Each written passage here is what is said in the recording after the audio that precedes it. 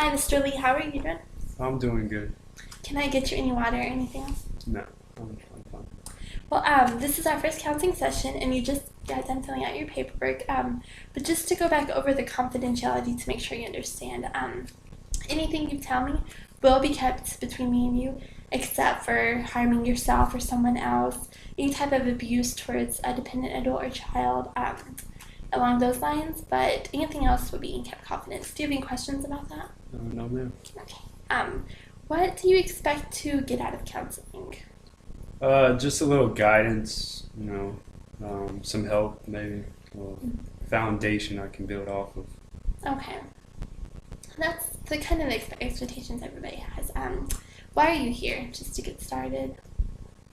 Just got out of the Army about 6 months ago, a little over 6 months ago. Just trying to transition into the civilian life. It's a little harder than I expected. My family, myself, my just wife's been fighting. Me and my wife's been fighting a lot, so just hope to try to fix all that. Okay. Did you choose to get out? Yes, I did. My contract ended. It was just time for me to go. So I still don't feel like I was 100% ready to get out.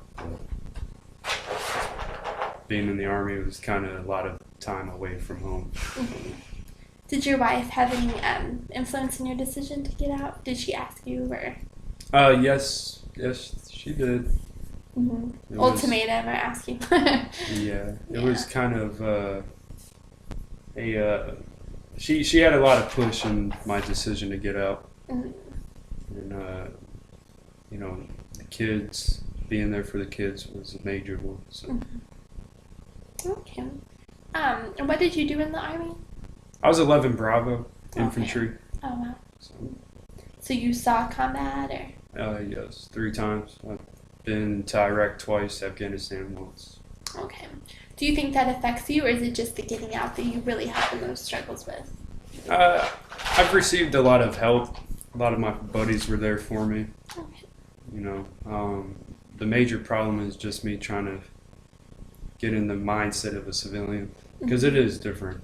A lot of people don't see it that way, but it's a pretty big transition. Okay. What do you do now? Now I'm a maintenance guy at a hotel. Okay. How do you feel about that? Not where I want to be, not where I want to end up. I really want to get into law enforcement. Kind of touches base on what I used to do in the Army. I don't get a whole lot of an awarding feeling from being at a hotel working a dead end job. Yeah. Okay. Have you taken any steps to pursue law enforcement yet? What have you done? No, I haven't taken any major steps. Okay. I have looked into the website. As far as trying to apply for the police academy, I have not. Okay, it's okay. It's never too late to, have goals for that now, kind of set those goals. Is that pretty much the only thing stopping you? You just had a major change. So are you kind of scared of another change coming? Is that what it is, too? Yeah, it is a big change. Mm-hmm.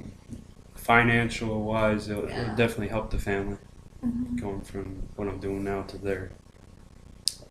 But also trying to persuade my wife into letting me get into a job that's long hours and Yeah. pretty dangerous. Yeah. Have you discussed this with her, or is it just something that's been in passing? Your future goals? It's something that we've touched based on a little bit. Mm-hmm. It always blown up into an argument. Yeah. It doesn't really go anywhere. Yeah. That's understandable. And you have kids, right? Yes, I do. How many did you say? I saw it in your paperwork, but I have two. 2 kids? Okay. Yes, 2 kids, and they're young, right? they are. They're below the age of 5, both of them. Yeah, oh wow, so they are little. So how are things with your wife? I mean, besides for just the hardships of the Army and everything, just communication, how is everything? Everything's fine. I mean, I would like to think of that Mhm. as fine because I know what I want to do, Mhm. and I'm just trying to make my steps to do it. Yeah. But if I was to put myself in her shoes, probably not, because I know I need to get myself into law enforcement. But in my eyes, I'm doing the right thing. But for some reason, every time I try to do it, she doesn't want anything part of it. Mhm. So it kind of hinders. Well, maybe she just doesn't really understand because, like, you associate who you are with the military. She probably associates the military with law enforcement. So just like you have some work to do to find that you are not just defined by the military, she has to see that this is different. You are a civilian now. And have you ever sat down and told her about your hardships getting out of the Army and how, explain that to her? In my own ways. Yeah. I don't think she understands. Like when I think of something, like what I want to say to her, it always comes out wrong, Mm-hmm. and it just ends up in an argument. I don't even want to talk to her after that. Yeah. I just kind of just go quiet. Yeah. Maybe she just needs some guidance, to an understanding, just kind of having time to think through all this. Because if you just got out of the military, but you haven't really gone into depth with her the hard time you're going through, she sees this, she feels this, And so I think communication will definitely kind of help you all get on the same page and ask her what she wants, ask her what she really wants for a future for your family. So that's important too to kind of get her involvement. And if she feels like she has some part in it, I think it'll help, help her get adjusted to it. Yeah, I can see that. So, as far as you getting out of the military, do you feel any less value in who you are without the Army? Yeah. Being in the military, I was a part of something bigger than myself. Mm-hmm. I liked getting the recognition. Not that I,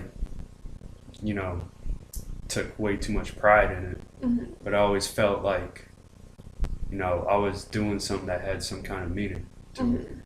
It made me feel better, gave my my work and then like my life more meaning to it.